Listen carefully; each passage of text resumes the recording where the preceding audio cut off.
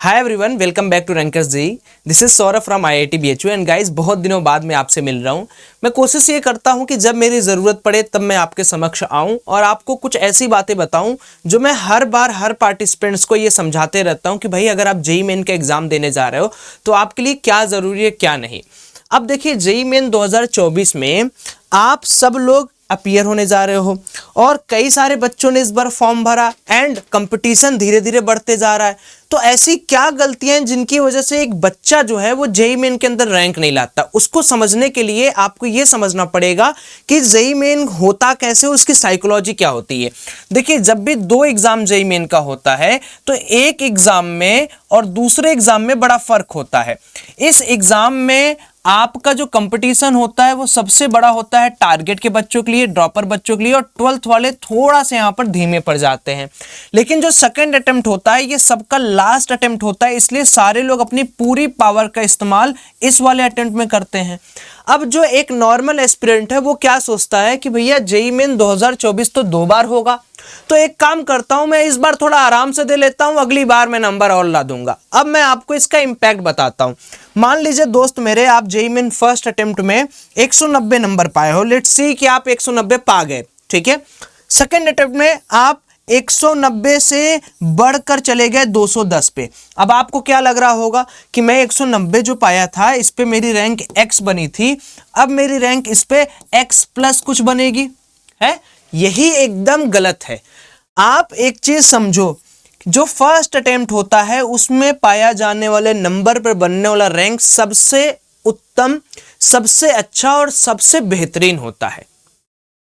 अब आप में से बहुत सारे लोग ये सोचेंगे कि सौरभ भाई हम क्या करें कि इस पर्टिकुलर चीज से बाहर आए, क्योंकि अगर ढंग से पूछूं मैं तो आप सब लोग भी कमेंट करके जरूर लिखिएगा कि आपका ड्रीम कितने नंबर का है। देखो, मैं बार बार क्यों कहता हूं कमेंट करने के लिए, क्योंकि आप अपनी जर्नी में आगे बढ़ रहे हो। जब आप कहीं कमेंट करते हो ना, कोई वीडियो देखा करो जेईई का, अगर किसी का देख रहे हो 2 4 10 मिनट टाइम निकाल के कमेंट किया करो कि मेरा ये टारगेट है। आपका सबकॉन्शियस माइंड बार बार आपको कहेगा यार तूने कहीं लिखा है, तो आप सारे बच्चे अपने नाम के साथ लिखो कि आपका क्या परसेंटाइल का एम है, कितना नंबर और चाहते हो, और आपकी क्या ड्रीम एनआईटी। अभी एनआईटी पर ही फिक्स रहो, अभी आईआईटी का कुछ नहीं करना, अभी केवल एनआईटी पर देखना है। अब सोचिए, आपका जैन 24 से लेके फेब 1 तक आपका एग्जाम होगा, पक्की बात है। आज मान लो, हार्डली मान लो कि आज हो रहा है मेरा 6 दिसंबर जब मैं ये वीडियो बना रहा हूं, तो मान लीजिए 10 तारीख को, 11 तारीख को, आप तब भी जब भी आप देख रहे हैं तब भी आपके पास अब ज्यादा दिन तो बचे ही नहीं। अगर मैं 15 दिसंबर से 15 जनवरी बोलूं तो 30 दिन वो और ये जो 10 दिन और बचे हैं, तो हार्डली आपके पास मोटा मोटा मान लीजिए 40 दिन बचे हुए हैं। अब आप इस 40 दिन को एक नए पन्ने पर प्लॉट करिए कि भैया हमको 40 डेज बचे हैं, इस 40 डेज में हमको कितने सब्जेक्ट करने हैं, फिजिक्स, केमिस्ट्री, मैथ, और इन तीनों में क्या क्या करना है। एक तो प्रॉब्लम सॉल्विंग, दूसरा रिवीजन, तीसरा रिजल्ट ओरिएंटेड स्टडी, और चौथा पीवाईक्यूज। अब सोचो, ये 40 दिन दोस्तों सच में अगर आप नॉर्मल तरीके से जाओगे ना तो आपके लिए एनफ नहीं है। तो कैसे आपको मूव ऑन करना है वो मैं बताता हूं। अब देखिए, यहां पर एक बहुत छोटी सी चीज पेरेंट्स के लिए भी बता रहा हूं, बच्चों के लिए भी बता रहा हूं। विंटर सीजन में आपका ये एग्जाम होता है, यानी ठंडियों के मौसम में। ठंडियों के मौसम में सबसे बड़ा जो होता है वो होता है आलस्य, ठीक है, आलस्य। अब आलस्य क्या है? लेजीनेस। आपको लगेगा कि यार क्या पढ़ूं, मजा नहीं आ रहा, क्या पढ़ूं, मजा नहीं आ रहा, नींद आपको ज्यादा लगेगी। इसी पर्टिकुलर चीज से जो इफेक्टिव पढ़ाई होती है बच्चों की वो घट जाती है, क्योंकि आप ठिठुरते रहते हो ना, आप ठिठुरते रहते हो, आपको लगता है यार ठंडी है, क्या पढ़ूं, कैसे पढ़ूं, समझ नहीं आ रहा है, रात को जल्दी नींद आती है, खाना खाने के बाद तुरंत नींद आती है, उसके बाद सुबह देर से उठते हो। तो अब आपको इसको ओवरकम करना होगा इस 40 दिन में। अब देखिए दोस्तों, ये 40 दिन आपको करने क्या है उसके बारे में हम फोकस करेंगे कि इस 40 दिन में सौरभ भाई क्या करें। तो सबसे पहले मैं यहां पर एक सबसे छोटा सा सेगमेंट उठा रहा हूं, केमिस्ट्री का। अब इस केमिस्ट्री में 2 सेगमेंट होते हैं दोस्तों, एक होता है इनऑर्गेनिक, एक होता है ऑर्गेनिक। आपको कुछ नहीं करना है, आपको इनऑर्गेनिक ऑर्गेनिक में कुछ नहीं करना है। सिंपल बता रहा हूं, आपके पास 40 डेज हैं और हार्डली अगर मैं मानूं तो आपके पास, अगर मैं दोनों को मिला दूं तो 40 चैप्टर होंगे, उससे ज्यादा चैप्टर्स आपके अवेलेबल नहीं होंगे इनऑर्गेनिक ऑर्गेनिक के। अब डेली क्या करना है आपको? देखिए, आपको जितना पढ़ना था आप पढ़ चुके हो, जितना रटना था रट चुके। नाउ द थिंग इज कि आप अपने आप को कितना कंट्रोल वे में पढ़ाई करते हो। सुबह आपको उठना है, जिस दिन आप गलती करोगे अपने आप को एक थप्पड़ मारो, अपने आप को बोलो कि भाई 40 दिन अगर मैं अपने ऊपर नहीं खर्च कर सकता तो मैं कैसा इंसान हूं यार।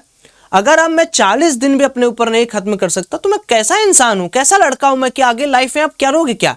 तो 40 दिन भैया सब कुछ भूलना पड़ेगा आपको। सुबह सपोज करिए एक बच्चा 6 बजे उठ रहा है, 6 AM पर मान लीजिए आप उठिए। अब उठने के बाद क्या होता है कि तुरंत आपको लोग बोलेंगे बैठ जाओ टेबल पर, होता कुछ नहीं है। रियल लाइफ में प्रैक्टिकल एस्पेक्ट पर बात करो, होता कुछ नहीं है कि अगर एक बच्चा उठा 6 बजे तुरंत भाग के गया टेबल पर। नींदें आती हैं, नींद आती है, ठीक है, शरीर उतना अच्छा नहीं फील करता है। तो आपको करना क्या है, सिंपल, आप 6 बजे से लेके 7 बजे तक बिस्तर में बैठे बैठे या थोड़ा टहलते टहलते जो भी हो, आप क्या करो, इनऑर्गेनिक केमिस्ट्री को एनसीईआरटी से रीड आउट मारना शुरू करो। इनऑर्गेनिक केमिस्ट्री 1 घंटा एनफ है केमिस्ट्री के लिए। फिर थोड़ा सा फ्रेशन अप हो जाओ, 7 साढ़े 7 बजे तक आपकी थोड़ी सी नींद भाग जाएगी, आलस से थोड़ा भाग जाएगा। और अपने आप को हमेशा मोटिवेट करो कि सोऊंगा क्यों यार, मैं, मेरा लाइफ बन रहा है, 40 दिन बाद मुझे वो जिंदगी मिलने वाली है जिसका ड्रीम मेरे माता पिता, मेरे घर वाले, मैं देखा हूं इतने दिन से, जिसकी परीक्षा मैं कर रहा हूं। क्लास 1 2 3 4 5 6 7 8 9 10 11 12 या 11 के बाद जो 12th वाले बच्चे हैं, इतने साल की परिश्रम सिर्फ 40 दिन में आपको रंग देने वाली है। तो इनऑर्गेनिक केमिस्ट्री 1 घंटे, फिर आधा घंटा 1 घंटा टाइम बिताए, 8 बजे से फिर से क्या करो 9 AM तक, 1 घंटे में ये दोनों चटका जाओ। ये आपका ऑर्गेनिक हो गया। अब सोचो, इसको कुछ आपको करना ही नहीं है ना, 1 घंटे में आप चाहोगे तो एक चैप्टर आराम से निपटा दोगे। अगर एक नहीं होता आधा चैप्टर निपटा दोगे। करना क्या है कि आपको एक तो लिस्ट बनानी है कि क्या 40 के 40 चैप्टर करने वाला हूं। तो ये गलती कभी मत करना भैया, 40 में से छांट लेना कि 30 चैप्टर हार्डली आप करने वाले हो, या 30 नहीं तो 20 चैप्टर करने वाले हो। अगर मैं 11 12 दोनों मिला दूं तो 15 चैप्टर बहुत इनफ होता है। अब एक पेंसिल ले लो, एनसीईआरटी की किताब खोल लो या अपना नोट्स खोल लो, डेली मार दो रिवीजन। ये ना खत्म, इसका काम खत्म हो गया।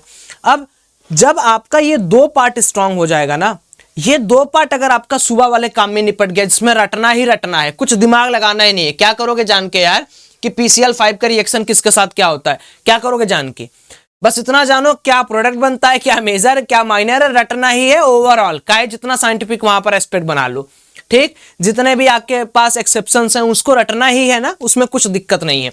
ये 2 खत्म ना, आप पूरा दिन कॉन्फिडेंस में रहोगे। ये दो अगर जो कर लिया, सुबह उठ के अपने टाइम को अगर इफेक्टिव मैनेज कर लिया, वो पूरा दिन ऐसे ही खुश रहेगा। अब यहां पर आ जाते हैं हम कि चलो भैया फिजिक्स बचा है, केमिस्ट्री बचा है और मैथ पता है, इस 40 दिन में क्या करना है।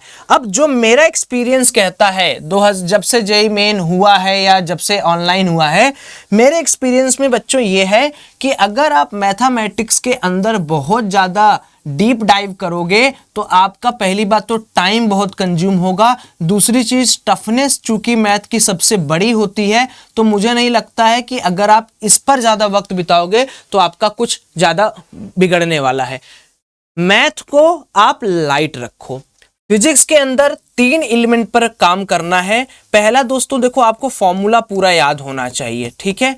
दूसरा है कि फिजिक्स के सारे जो भी एप्लीकेशन पार्ट हैं, जिसको हम लोग कहते हैं ना कि प्रॉब्लम सॉल्विंग, ये तगड़ी हो। और इसके बाद आपको PYQs करके रखना है। ये तीनों को अगर मैं कंबाइन कर दूं दोस्तों ना, इसी को हम लोग कहते हैं ROS। अब ROS का फुल फॉर्म क्या है, रिजल्ट ओरिएंटेड स्टडी। अब रिजल्ट ओरिएंटेड स्टडी का क्या मतलब है कि तुम पढ़े जा रहे हो, बट एट लास्ट आप देखो कि क्या आपने न्यूटन्स लॉज ऑफ मोशन पढ़ा, तो उसका फॉर्मूला आपको याद है, क्या सवाल लग रहे हैं, क्या PYQs लग रहे हैं, नहीं लग रहे हैं, तो इसका मतलब चैप्टर आपको नहीं आता है। मैं फिर आपको यह चीज कह रहा हूं कि आप लोग बहुत ज़्यादा हर जगह से सुनते हो कि ये किताब कर लूँ, ये DPP कर लूँ, इस कोचिंग का पढ़ लूँ, ये टीचर बेस्ड इनका कर लूँ। इससे कुछ फ़ायदा नहीं होने वाला अनलेस एंटिल अगर आप, मैं कह रहा हूँ कोई ऐसा बच्चा है ना जो फिजिक्स के 30 चैप्टर्स में केवल 12 चैप्टर पर मास्टरी करके जा रहा है, वो आपसे ज़्यादा नंबर पा जाएगा, क्योंकि उसको कॉन्फिडेंस है कि मॉडर्न फिजिक्स उखाड़ दूंगा, हीट एंड थर्मो उखाड़ दूंगा, अच्छा ये न्यूटन्स लॉज ऑफ मोशन ना हम नहीं करेंगे, हम बहुत बेकार लगता है, छोड़ देगा उसको। सो अपने ऊपर खर्च करने की बात है कि आप कितने अच्छी तरीके से 40 दिन यूटिलाइज करते हैं। हर व्यक्ति की स्ट्रेटजी बिल्कुल अलग होती है। मैं मोटे मोटे बात पर ये बता रहा हूं कि आपको आपका स्ट्रेंथ पहचानना है। एक सुनार हमेशा माइनर चीजों पर काम करता है। वो लोहा नहीं बना सकता, वो खुरपी या वो जो कहते हैं ना हल नहीं बना सकता, लेकिन एक लोहार जो होता है वो कभी भी सोने को पिघलाकर उसमें से बारीकियों से डिजाइन नहीं कर सकता। ठीक है, तो आपकी क्या खूबी है? क्या आपकी खूबी ये है कि आपको मैथ कमजोर है? ठीक है, कमजोर है, ठीक है सौरभ भैया, केवल 10 चैप्टर करके जाऊंगा। गुड। केमिस्ट्री मुझे आती है सौरभ भैया, मैं फिजिकल, इनऑर्गेनिक, ऑर्गेनिक बढ़िया से रिवाइज करूंगा। फिजिक्स में मेरा ये वाला पार्ट थोड़ा वीक है, मैं 10-15 चैप्टर की लिस्ट बनाता हूँ, इस 40 दिन बैठ के उसी को एकदम रेतता हूँ, देखता हूँ कितना कर सकता हूँ। So this is the right approach जो आपको 40 डेज में एक अच्छा गारंटेड रिजल्ट देगा। ये कोई राइट अप्रोच नहीं है कि just go and do crash course, just go and do random things. वो रैंडम थिंग्स आपको परेशान करेगा। आज भी अगर आप अपने आप से पूछो, there is nothing and no one who can make your rank better, क्योंकि जब तक आप नहीं कूदोगे, जब तक आपको फॉर्मूला नहीं याद होगा, आप लाख रुपए का क्रैश कोर्स करो, कोचिंग करो, या लाख रुपए या करोड़ रुपए वाला टीचर आपको पढ़ाए, you can't do anything in the exam. So try ये करो। आज मेरी वीडियो देखने के बाद ये प्रॉमिस करो अपने आप से, हाँ पहले मैं अपने आप को रियलाइज करता हूं कि यार ठीक है मेरे को मैथ नहीं आ रहा, क्या फालतू वहां माथा मारना है, चलो केमिस्ट्री जैसा सौरभ भाई ने कहा 2 घंटे पढ़ लेते, फिजिकल इनऑर्गेनिक हो गया, फिजिकल रात को लगा लेते। अच्छा फिजिक्स में मेरा कमांड अच्छा है, 10-12 चैप्टर है, एक काम करता हूं, चलता हूं 10-12 चैप्टर से फिर से गो थ्रू होता हूं। सो ज्यादा एम मत करो कि भैया मुझे सारे चैप्टर्स 100% देने की कोशिश इस एग्जाम में सिलेबस के मामले में मत करो। आप इस पर्टिकुलर 40 से 60% सिलेबस पकड़ के इसमें 100% अपना देने की कोशिश करो। आपका रैंक बेटर से भी बेटर ना हो गया तो कहना। हर बार ये गलती बच्चे करते हैं, हर बार, एक बार की बात नहीं बता रहा हूं, वो लास्ट में अपने आप को कोसते रहते हैं कि भैया क्या करना है, कैसे करना है।